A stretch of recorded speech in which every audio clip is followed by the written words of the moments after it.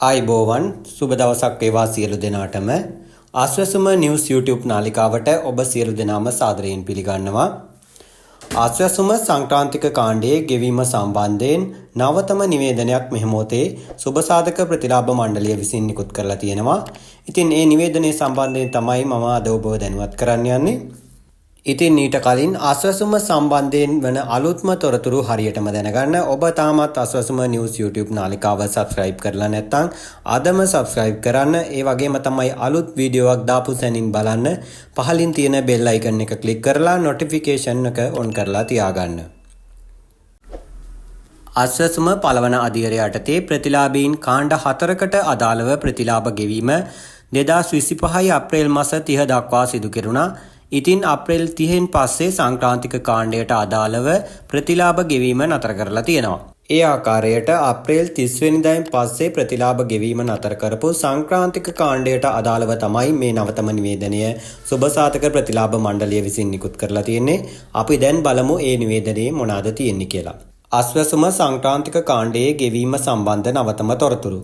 ආශ්වාසම සුබසාධක ප්‍රතිලාභී යෝජනා ක්‍රමයේ සංක්‍රාන්තික කාණ්ඩයට අයත් වූයේ කොරෝනා වසංගත තත්ත්වයන් හා ආර්ථික අවපාතයන් නිසා తాවකාලිකව සමාජ ආර්ථික අවදානමට ලක් වූ ජන කොටස්ය.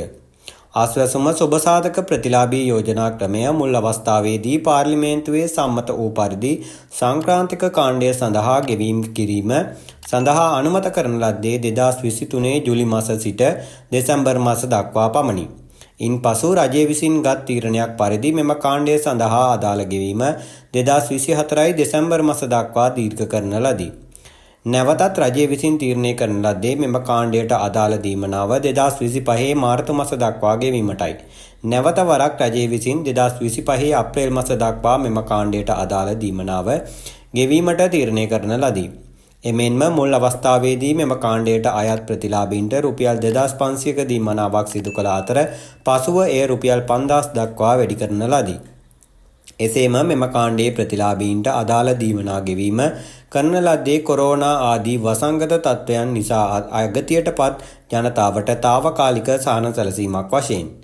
තවද රටේ පැවති ආර්ථික තත්ත්වයන් සැලකිල්ලට ගත් රජය විසින් විටින් විට ගන්නා ලද තීරණ අනුව මෙම කාණ්ඩයේ ප්‍රතිලාභී දීමනාව ගෙවීම අවසන් කිරීමට තිබූ 2023 දෙසැම්බර් මාස සිට වැඩිපුර මාස 16ක කාලයක් ගෙවීම සිදු කර ඇත.